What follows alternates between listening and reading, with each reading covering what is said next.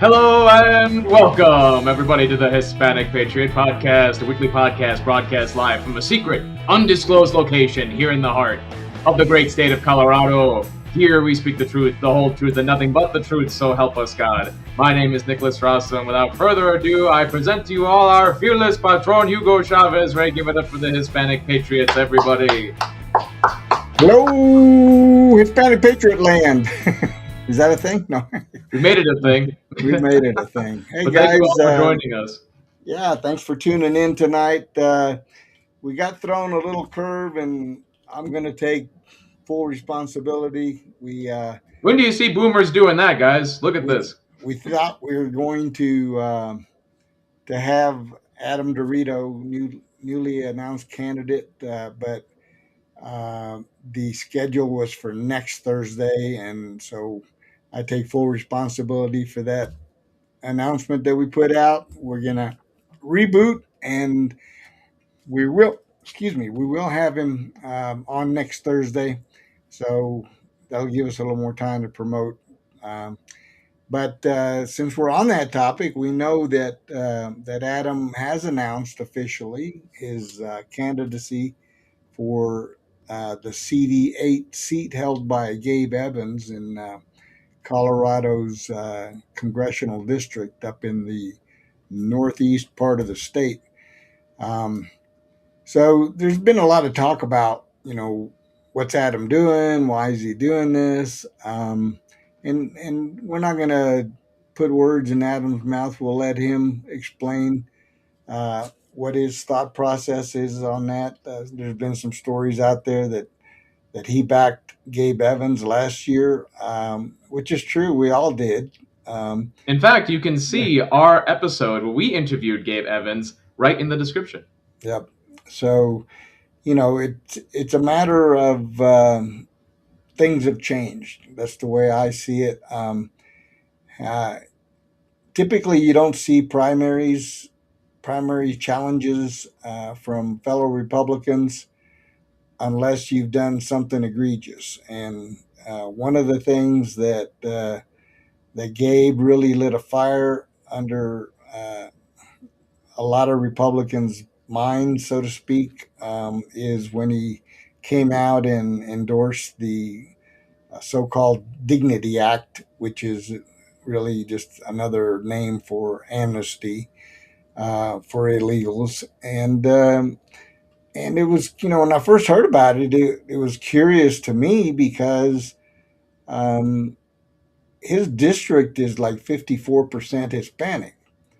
And, statistics have been very consistent from that perspective, in that Hispanics who are here legally, who became citizens and went through the process, roughly about 80+% of them, of that group, oppose illegal immigration. And by extension, they oppose any kind of amnesty. They don't feel like it's fair for people who broke the law to come here to then be given a pass while there's a whole bunch of people in line trying to go through the process legally. I couldn't agree more, Hugo, because actually, you make a good point that, why is Adam doing this? And since Gabe Evans's actions of aggrieved status, if you will, was related to illegal immigration, it makes sense that we would see a primary challenger on this issue. Of course, it's not just this issue. Adam DeRito, you've seen him on the show many times, has been vocal about military issues and especially post-service care. So, I noticed that there is, verifiable, observable reasons that this district would be more vulnerable to this sort of thing than others. Like what? Well, like I said, is that you have a larger than average Hispanic population for Colorado congressional districts. So, wanting an alternative to the Dignity Act bearer, if you will, it makes a lot of sense. I think it makes a lot of sense. And if you're not familiar with the Dignity Act, I encourage you to go and Google it and read it for yourself.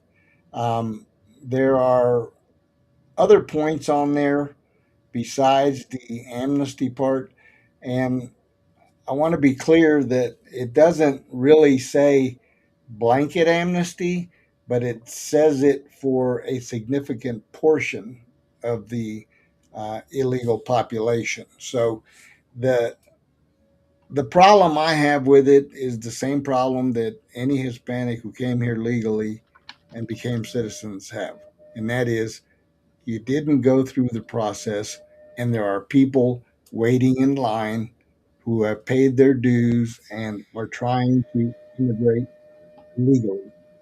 And then, you get the pushback from the left and even some from the right that say, well, our immigration system is broken. No, it's not broken. No, a border is broken, is what's the broken part, actually. It's not broken. The bottom line is they don't want to abide by the laws and they don't want to enforce the laws we have on the book. Now, we have a system in this country where Congress passes the laws, the president signs them into law or vetoes them, and you move on. So we have laws on the books regarding immigration. Now, you can like or dislike them. That's fine. If you want to change the laws, then go through the process to try to change the laws.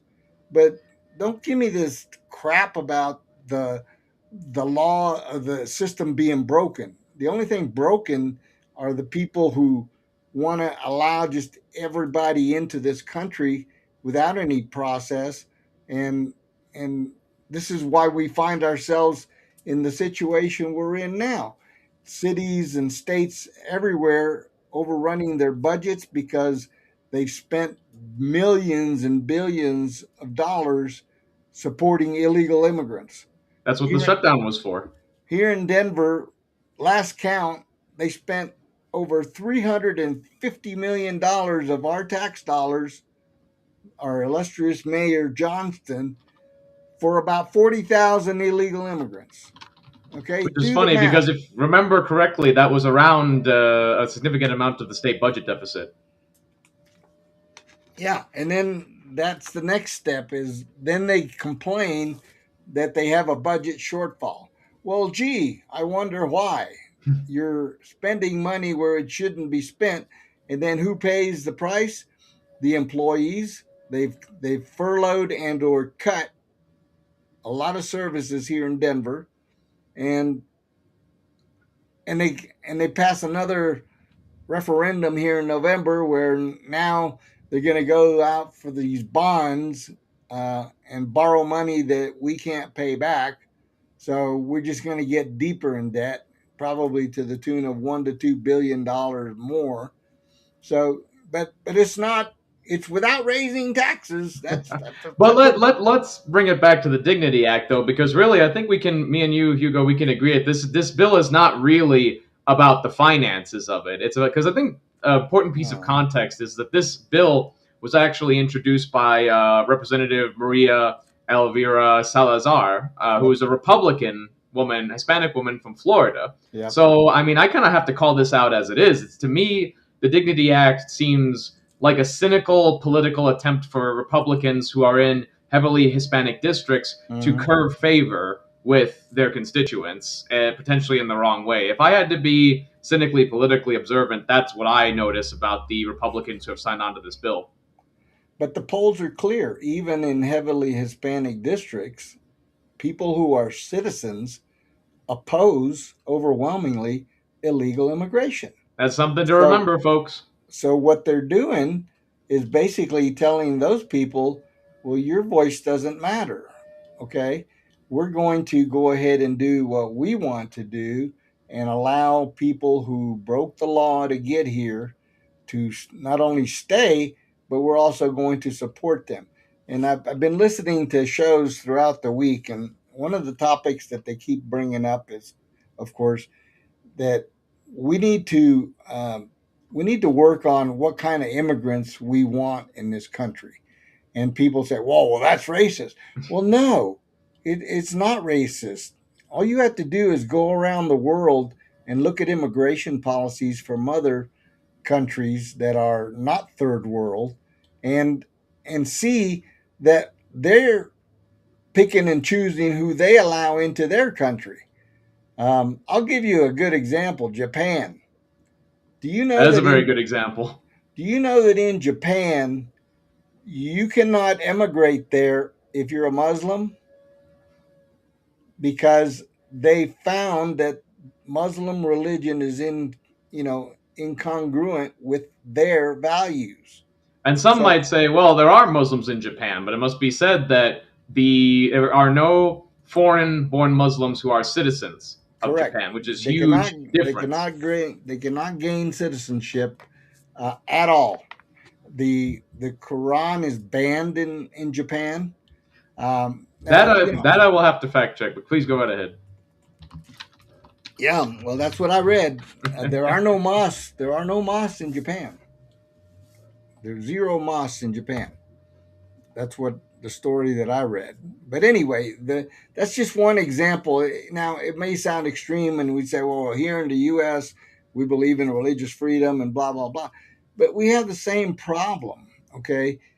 When you import a society, a culture that is not aligned with your values and your constitution, as in not even radical Muslims, but Muslims who believe in, for example, Sharia law, which is totally unconstitutional. It is against our laws, but yet they're implementing it throughout our nation. There are pockets in this nation right now that are practicing Sharia law.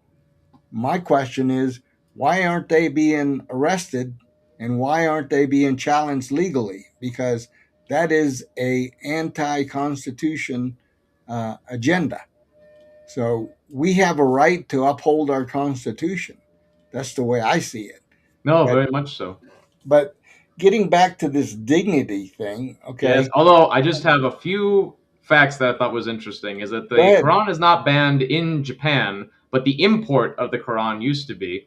But it's actually what I found is that this is true. There are no foreign-born Muslim citizens. In fact, the only ones that I could find are ethnically Japanese or ethnically Javanese people in Asia. They do not have large scale immigration of Somalis and African Muslims and Middle Easterners, only Mhm. those who they already have connection to in their space. Funny how that works. You know, it's like if they do accept them, they're very culturally familiar and usually ethnically mixed into the population. Funny how that works, where even if they have it, they know how to handle it. Well, I mean that's the key. It Exactly. says it says Japan has a growing Muslim population, leading to over 100 mosques nationwide, with prominent ones including the historic Kobe Mosque, Japan's first in 1935 and the largest. Uh, but in modern times, they are curtailing and monitoring heavily the influx of Muslims into the country because of what's going on in Europe. All you have to do is look at what's going on in Europe. The Muslims have taken over the UK, Germany, France. They're just those three countries are going to fail to exist in another 10 or 15 years.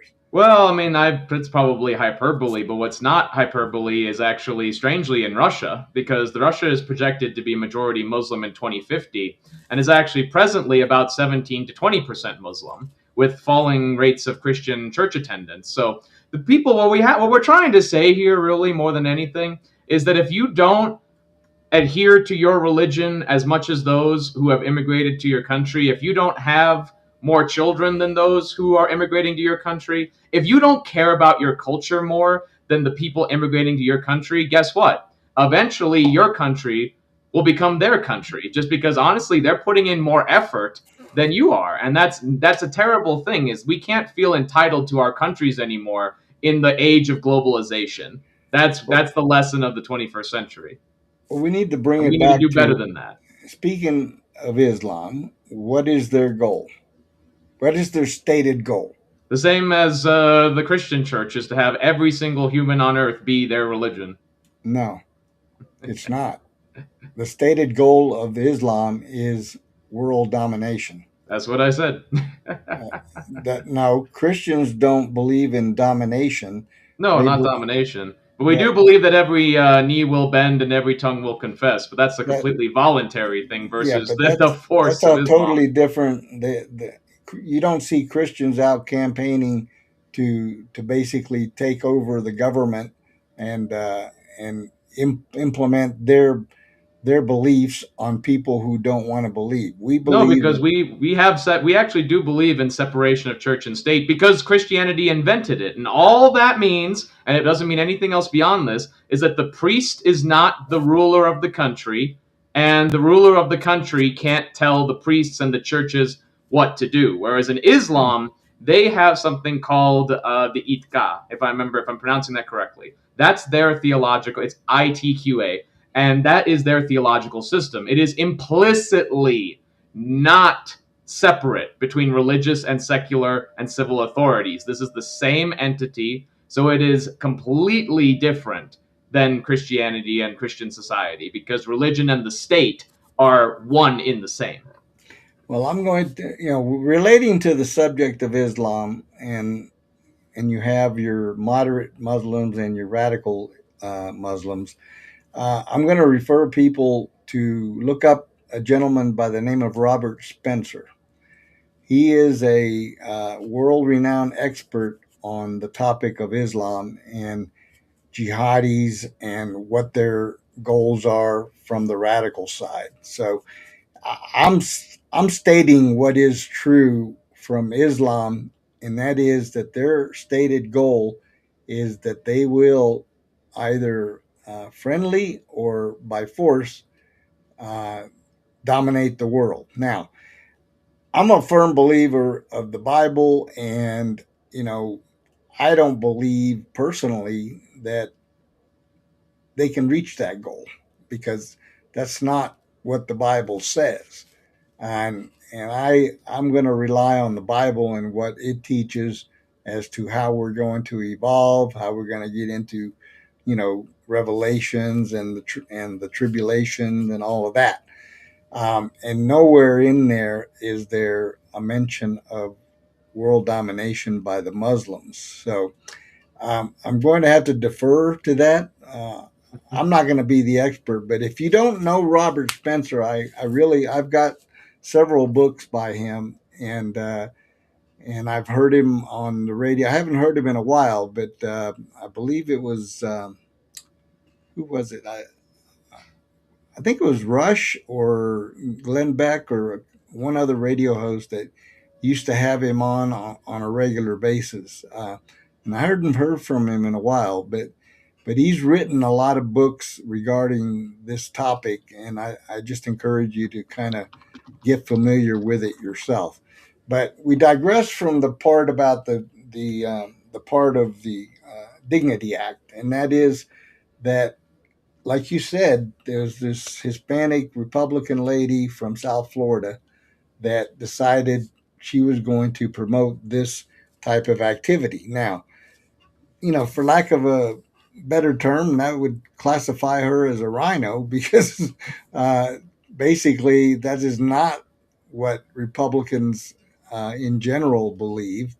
We believe in the rule of law, we believe in legal immigration, and we believe in welcoming people from all cultures, provided A, they apply legally, B, they want to come here with the right intentions and assimilate, and C, that they are self sufficient because we are not the welfare state of the world. And this is the problem is that's why, getting back to what we were talking about, these cities and these states that have spent gazillions of dollars supporting these people who came here with nothing. Why? Because they were duped by their coyotes and the people that brought them across the border, telling them that once we get you into the U.S., they will give you everything. They will give you a house. They will give you a car. They will give you a job. They will pay for your food, and your medical expenses. And these people, a lot of them uneducated, not all of them, but a lot of them, believe that crap.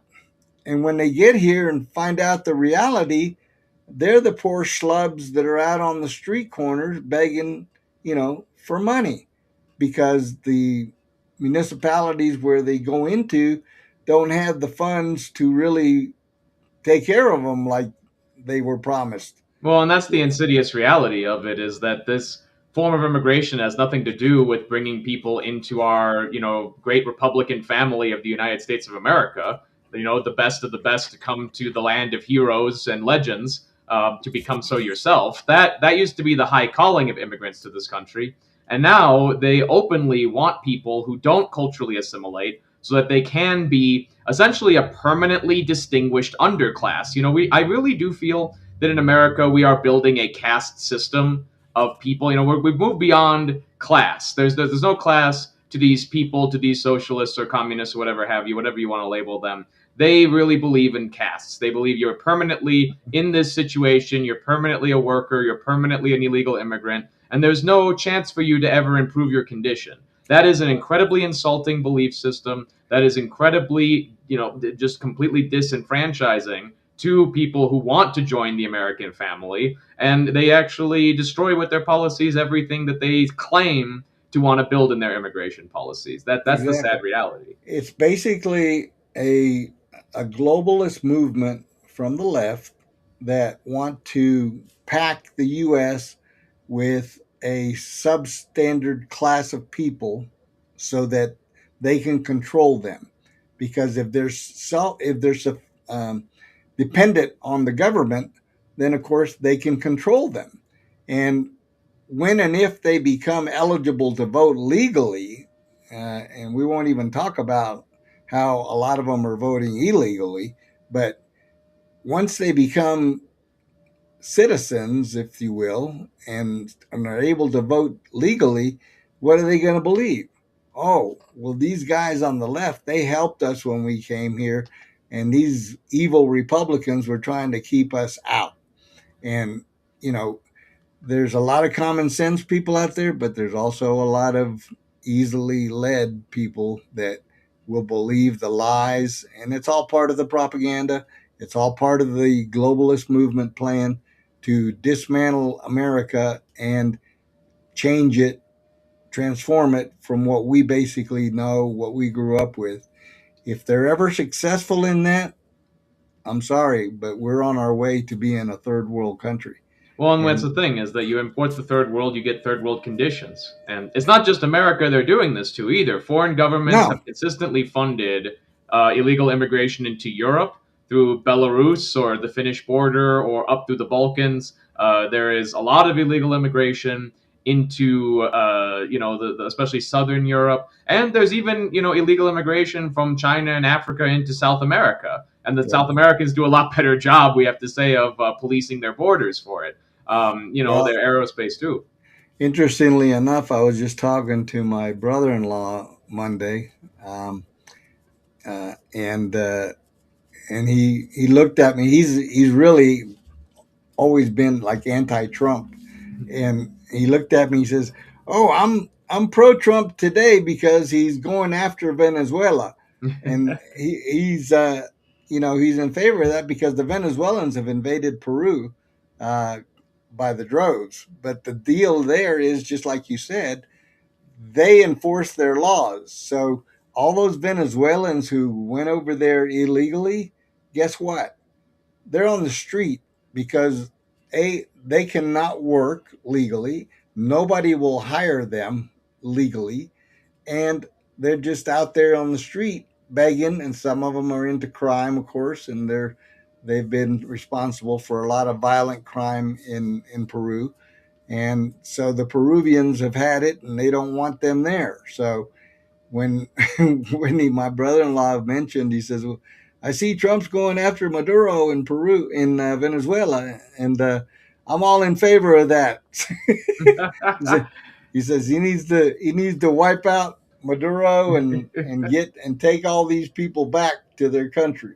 Especially with Maduro dancing to his own music. I literally Oh, had some friends that were just like, "Yeah, that's worth a drone strike alone." Like, but really, that's a good segue, because honestly, I hope you guys understand how much we were able to discuss about the Dignity Act, how it has all of these connections to global issues. And so that's what I think I want, and me and Hugo want to express to you guys, is how important immigration is as an issue. Like, if you ever wondered why immigration is the number one issue, that reason, that macro global reason, is why, is we need to stop this use of human beings as weapons, is basically, literally using human migration as weapons against our civilization. That's what's happening. That's what we want to stop. And so if I your just, efforts aren't for that front, then we gotta maybe primary you.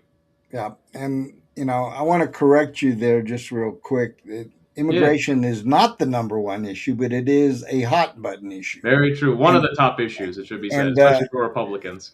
and the thing about Hispanic families now, and again, it's all Americans. It's not just Hispanics.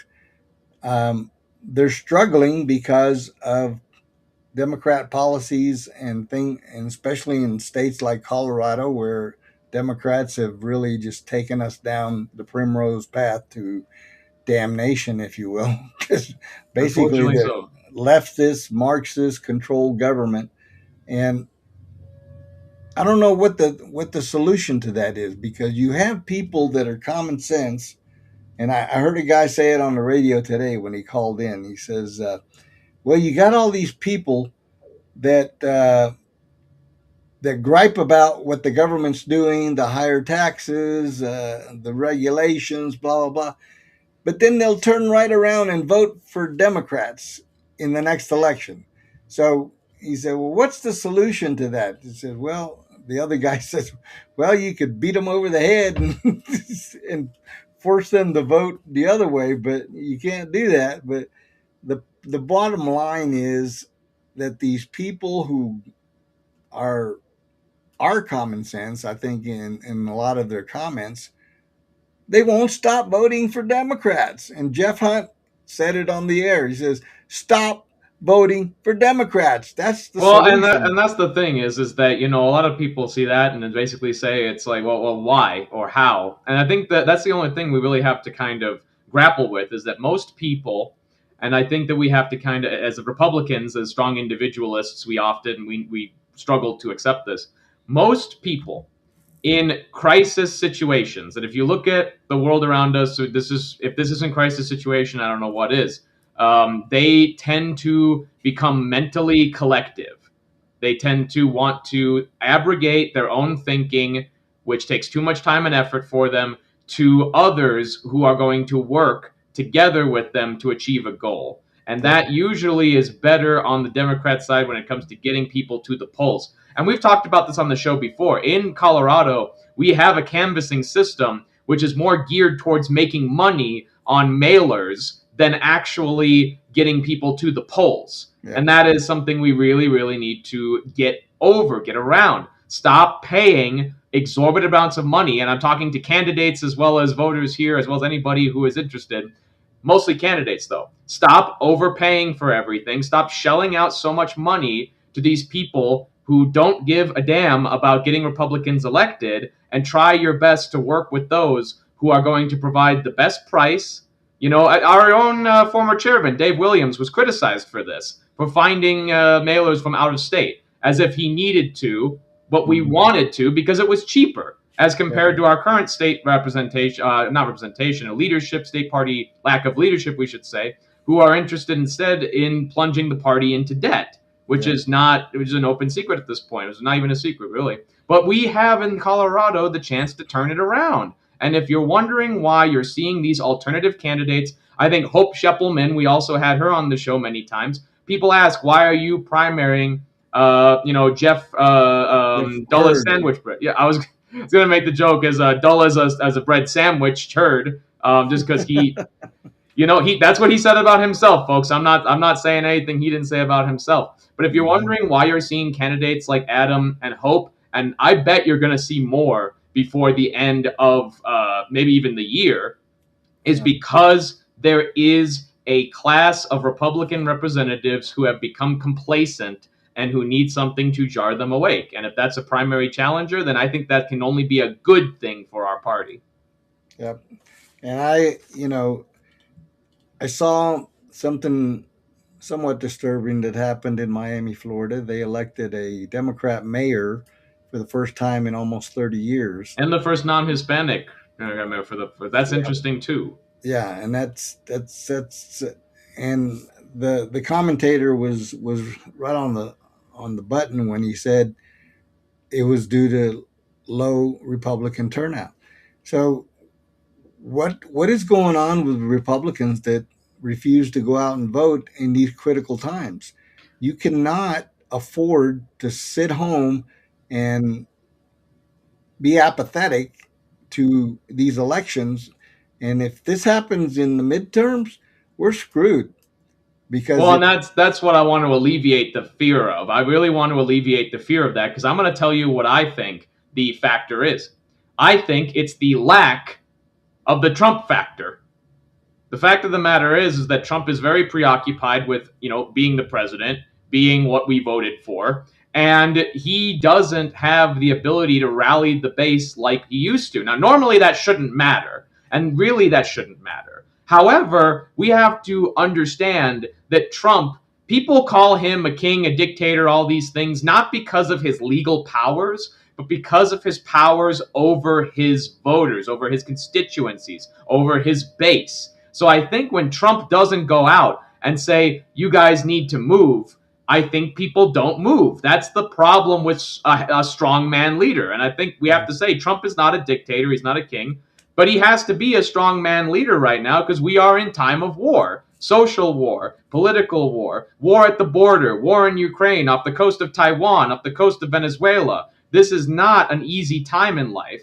And I'm going to be honest, Hugo, people are failing to band together in this time, especially family oriented Republicans. It needs to change. Well, and especially in light of what happened with Charlie Kirk, Yeah, that's been a huge disappointment that we have we not seen a sustaining of the energy from that. yeah. Now I was listening to a talking head day before yesterday, and he pointed out that in 2026, as we turn into the new year, that if Trump doesn't get out and campaign like he's never campaigned in the past, that the Republicans could be in danger of losing control of the House and possibly the Senate. Now, there's also a counter to that, and that is that we've had some redistricting take place in Texas, Illinois, Indiana, and some other states to where seats that were previously Democrat will be flipped to Republican. So there's two schools of thought on that. So let's see what's going to happen because the Democrats desperately want to take control of the House. Why? Because the first thing they're going to do is try to impeach Trump again. Okay? And then what are they going to do with the Senate? Because I've seen estimates of the Senate going from an additional 5 to the Republicans to possibly losing control of the Senate. So people are going to have to pay attention this coming year. There's a lot of things going on. It's our country's 250th birthday. Is patriotism going to rise up and take control and understand the severity of this coming election? And everyone who voted for Trump, the 77 million, are we talking, now we're going to abandon him and basically let him be a lame duck for the last 2 years of his Well, administration? Hugo, I'm exactly worried about that. I mean, abandonment has seeming to be the watchword of this election cycle of a lot of things, and we need to make sure it doesn't happen next year. As I saw a lot of people not actually following through on making sure that their political goals were achieved on all levels. And I really love that you brought up, Charlie Kirk because as I've said many times in the show, I grew up with Charlie Kirk in Chicago when we were teenagers, and this is something that was very important to me. This is something that has sustained me and has made me not want to give up at all. So, with your permission, Hugo, I'd like to, segue this topic maybe by just playing a short clip of Erica Kirk and her response recently, because the way she responded, I kind of want to show that to our audience. Of this is what I don't want to say I expect of our audience, expect of fellow Republicans, expect of Hispanic Patriots, but I want to show this as the energy that I think should be had and that we should not ever forget, because I think we are forgetting, and I think we need to make sure that doesn't happen. Guess where Charlie is? Can I have one thing? Pay attention to her attitude. Can I have one thing? Can my children have one thing? Everything was public. We will be building the most beautiful memorial for my husband at Turning Point USA, and it will be for the world to see, and it will be spectacular, and it will have basically museum style for our Charlie, for my Charlie. But can I have one thing? Can my babies have one thing where we hold it sacred, where my husband is laid to rest, where I don't have to be worried about some secular revolutionary coming and destroying my husband's grave while my daughter is sitting there praying? One thing. This is my husband. Yes, he was Charlie Kirk to the world, and I know so many people love my husband, and I am grateful for that. But this is my husband, and I want to be able to have one thing left that is sacred to our family, to my in-laws, to my babies, and to my parents. So I wanna highlight the energy of that, because I don't see that energy from a lot of people. Something where you have it in your eyes, that you could see the determination in her eyes, that she is determined to keep the memory of her husband alive. I have seen that determination go out of the eyes of so many people already, and it hasn't even been the end of the year. This is disappointing, and be honest, Hugo, maybe you can answer what you think, but I don't know how you reawaken that energy that is seeming to be. We're barely 90 days from the assassination, and it seems like it's kind of been many have already forgotten. Swept under the rug after the eruption that took place, and what I expected to be a youth movement and a revival in this country. And I'm hoping that it gets, reignited, and that people like Erica and the others who are passionately working with TPUSA and others, they're not going to let this flame die. And in fact, it should become a raging fire in 2026, because I firmly believe that we've got to have the youth vote, we've got to have the Hispanic vote, and we've got to have conservatives who are true conservatives get off the couch and campaign, talk to their neighbors, their friends, their family, and ensure that President Trump does not lose control of this government for the last 2 years of his administration. And more importantly, for the American people not to lose control of their country, their civilization, their society, and their place in history. You've seen people have seen how vile the radical Democrats are, okay? All the way from AOC to, what's her name, Jasmine Crockett, to Hakeem Jeffries, to the buffoon now in the Crock Senate. Of Hefe Jeffries and Old Man Senate. This is what the Democrats have, and this is what they think they can lord and rule over us with, is these honestly pathetic people that have no real understanding of what being an American is anymore. Why are we letting these people run our lives? That's what we have to ask ourselves. Yep. And to that tone, something happened today that just boils my blood. And that's this Kilmar Abrego Garcia, who was released by a federal judge from custody, from ICE custody, and is now free on the streets. This guy has been tagged as a gang member. He is an illegal immigrant. Even though he has an American wife and a child in Maryland, he's still illegal. And then he's been tagged with child trafficking, drug running, and this is a guy who the left has made their poster boy, just like they did with George Floyd, who was a criminal and a drug addict, and look how they lionized him. So the left just loves people like this that they can use as a pawn. But let's listen in on what happened today, and I'm going to play a short clip on what took place in the release of this guy.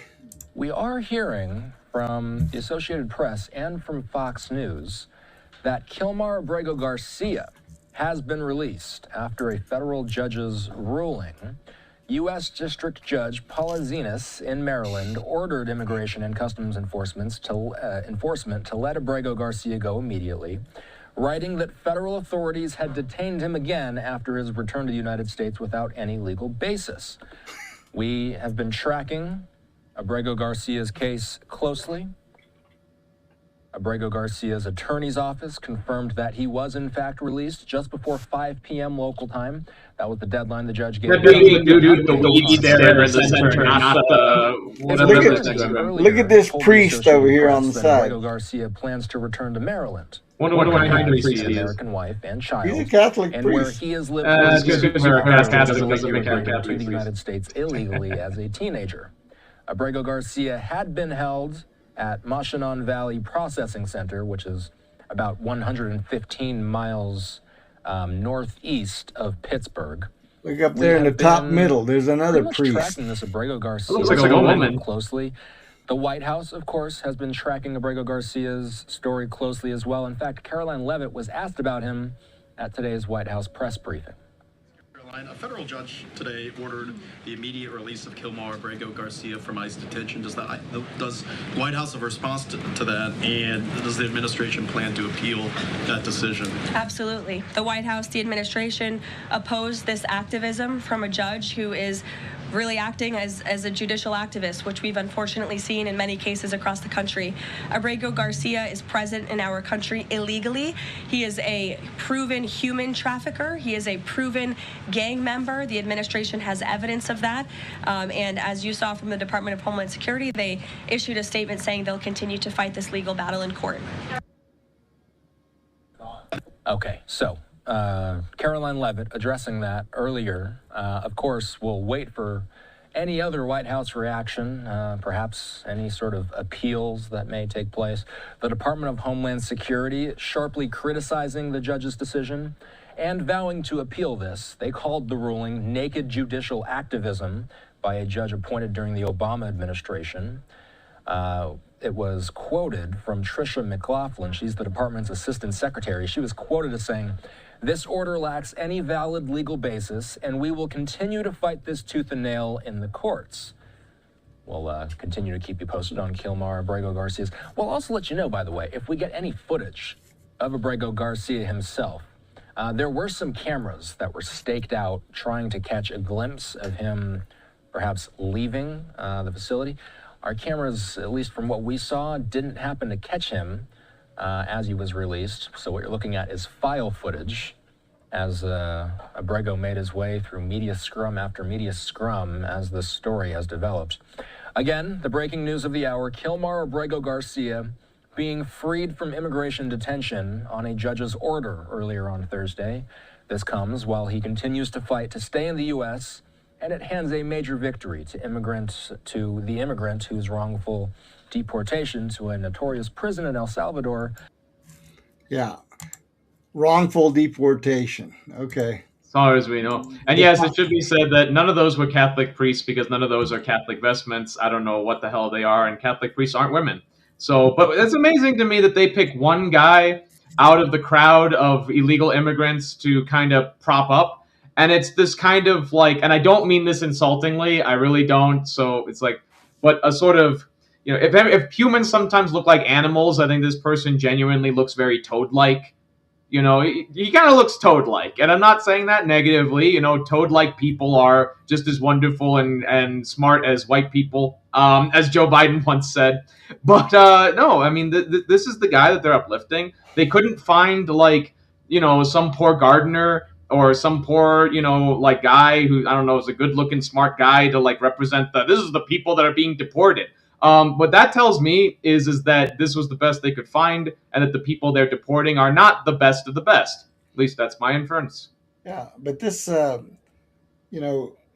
judicial activism is dangerous for this country because these radical activist judges, most of them appointed by Democrats, um, have basically taken it upon themselves to basically uh, handcuff the administration with issues that they have no real power to do, but yet, with the swipe of a pen, they do it. The Supreme Court has told them to stop it, and they continue to do it. So, what is the remedy for that? The remedy to me is these judges need to be removed. They need to be impeached. They need to be removed from the bench, and the Supreme Court needs to basically slap them down wholeheartedly and with some finality, because apparently these warnings that the Supreme Court has issued to these district judges has meant nothing. They just continue to do whatever they want. It's funny that the Democrats have no king's protest, and so no to the elected president of the United States, but yes to judges appointed 30 years ago who have no accountability. It's like, it's funny that in the book of Judges in the Bible, they talk about how the rule of judges was very dangerous, and that the best way to break that was to have a strong leadership that could actually take these guys to account. Or as Herodotus says, a multitude of rulers is not a good thing. Let there be one. Yeah.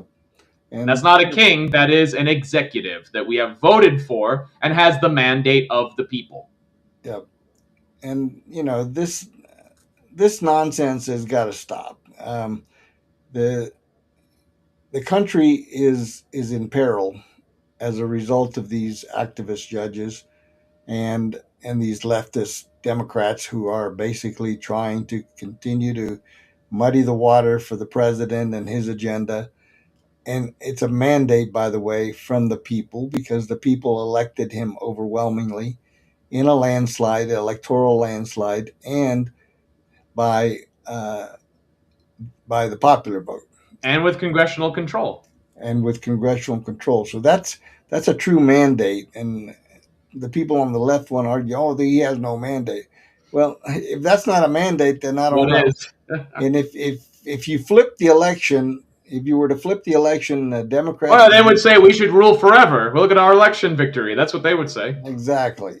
And so, this is dangerous for the country. This is dangerous for this administration. And it's dangerous for us who voted for the changes that we wanted to see implemented.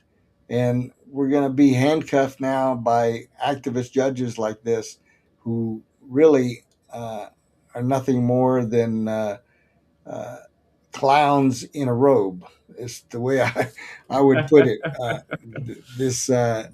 This nonsense has got to stop. Maybe we should put the white wigs back on them, but then also add a red nose to the uniform. Maybe that's maybe that'll be the way to make sure these judges don't take themselves too seriously. Huh? This is just making my blood boil. And and here we are in the midst of the Christmas season, and this is supposed to be a joyous occasion. And we are not this week. Next week, we promise it'll be much more festive with Adam DeRito. We promise that it'll be much more festive then. But today, we're having our blood be boiled, folks.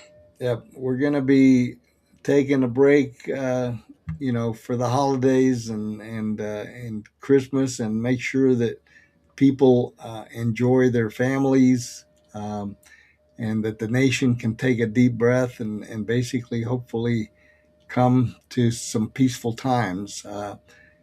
We really need it. It's much needed, and we need to be refreshed and ready to hit the ground running in 2026, because it is going to be a very consequential midterm election. And if we don't do what we need to do as conservatives, as Republicans, as Hispanics, then I don't know what's going to happen, because we can't afford any more of these distractions and detours from getting back to what America should be. So I'm hoping that the spirit of the 250th anniversary of our nation will transform itself into a super patriotic event, and that people will be renewed and understand what's at stake. That's really what it boils down to. People need to be aware of what is at stake. It's not hyperbole to say that Marxists and communists want to destroy this nation. They want to take control of what we have. And if that has, if that has any kind of success, I fear for the worst, because patriots all over this country will be ignited. And I believe that then we will see some real violence, which I don't want. No, we really don't. And I have a lot of young friends who often talk about that, and we, often, completely in jest or as a point of just frustration. It's an emotional release. And, people don't actually want violence, but many times people think to themselves, well, what other choice is there? But I do think that there is a choice beyond that violent choice that especially young men across America and some young women are taking.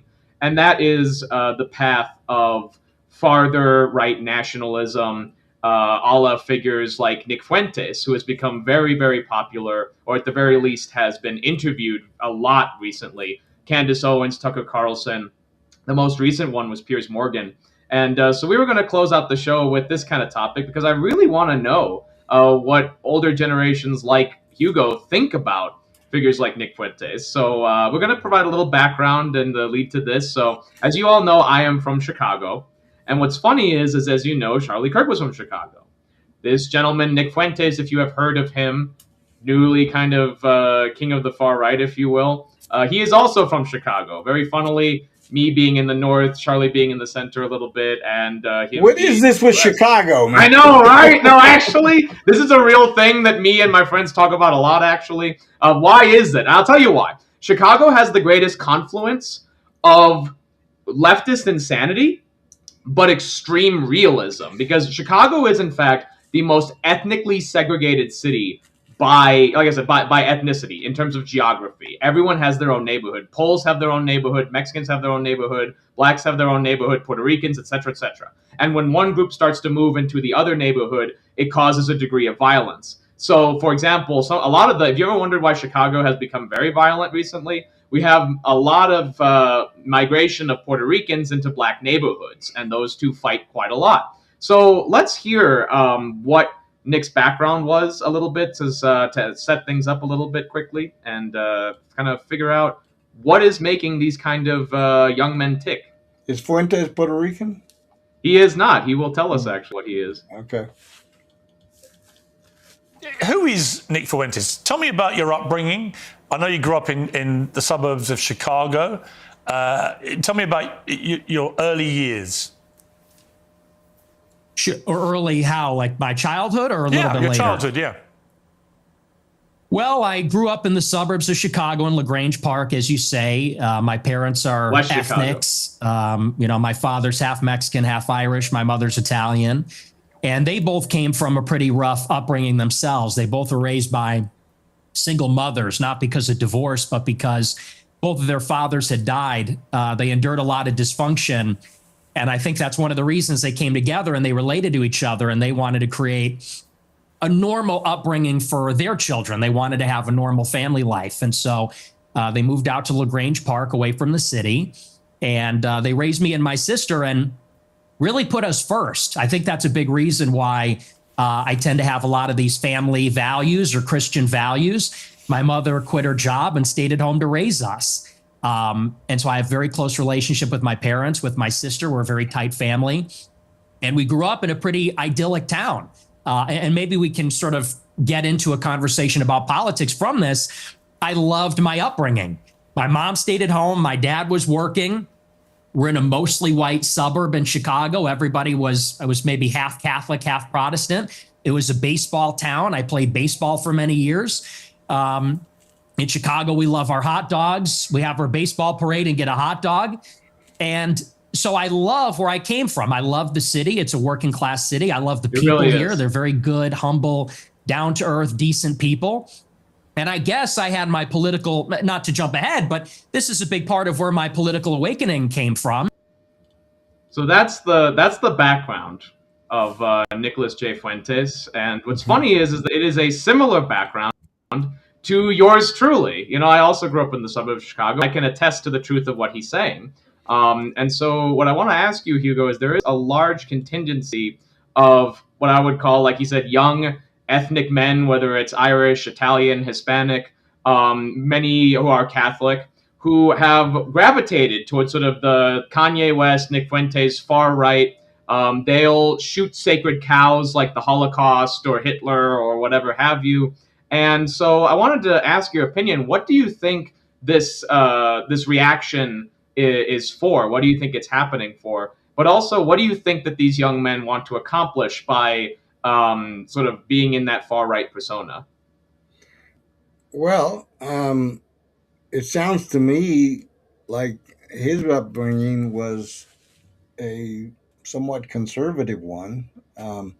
So it doesn't look like he would be one that you would classify as someone who came from the left and then, you know, decided to go to the right. Which is very common for actual far-right Nazis, it should be said, which Nick Fuentes has said he is not. So they're accusing the guy of being a Nazi? Is that what it is? Big time, yeah. Okay, so, you know, anytime that word is thrown around, I always, you know, get my antenna up because, you know, it's become such a norm for the left to, you're a Nazi, you're a fascist, you're this or that, you know, and frankly, it's lost its luster, so to speak. Really, boy who cried wolf, honestly. Exactly, and we end up labeling people that are nowhere near, you know, a Nazi, and yet people who are uneducated or uninitiated and don't pay attention to world events will lap that up and start repeating it, you know, and that's what you get with some of these young people who are prone to just be lemmings, if you will. You know, they hear, oh, that guy's a Nazi. Oh, he's a Nazi. Yeah, the Mexican Irish guy is what half Italian is the Nazi, right? It's like you like that guy? Well, you must be a Nazi. You know, I love it when people, you know, because myself, I'm actually Polish and German and Mexican, so it's like, you know, it's interesting, and I've been called a Nazi, if you could believe that. You know, so as many of us have been, so it's interesting. You know, Hugo, have you ever been called the dreaded N-word? I have. Actually, at the Centennial dinner, when we had those protesters on the sidewalk, this guy was on the sidewalk and I was no more than 10 or 15 feet away. And this guy was at the top of his lungs, just repeating, Nazi, Nazi, Nazi. I mean, he was like, you know, just reverberating that. And I was looking at him and just smiling, and that would just boil his blood even more. And I said, you're an idiot. But exactly, the Peruvian is a Nazi, the Polish guy is a Nazi, the Mexican guy is a Nazi. You know, and that's what Nick actually talks about in the interview. Unfortunately, we don't have a lot of time for that, and I probably will make a short video about Fuentes and my thoughts for it. I think we need to revisit this topic at a future episode, because I think we need to dive into that. That'd be interesting, wouldn't it? See what exactly is percolating there. But yes, we are up against the clock. Next week, don't forget, we will have Mr. Adam DeRito, newly announced candidate for CD8 here in Colorado. And look forward to that, folks. We will learn more details about why he's running and challenging Gabe Evans. For now, we ask you to have a good week. Do some Christmas shopping, spend time with family, you know, enjoy some drinks and some vibes. And if you got work, enjoy that holiday pay. Absolutely. But We are out of time, up against the clock, and we ask you to have compassion for the Hispanic Patriot. All right. Yes, thank you so much. Thank you for your likes and subscriptions, and God bless America. God bless you, folks. We'll see you next week.